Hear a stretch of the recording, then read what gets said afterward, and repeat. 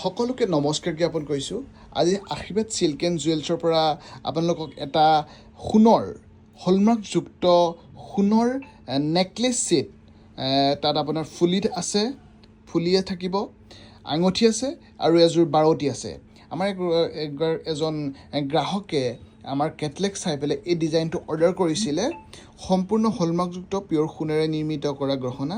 ভাবিলোঁ আপোনালোকক ভিডিঅ' আকাৰত দেখাই থওঁ। আৰু এনেকুৱা আপোনালোকে মনে বিচৰা সম্পূৰ্ণ সোণেৰে নিৰ্মাণ কৰা গহনাও আমাৰ ওচৰত এভেইলেবল পাব।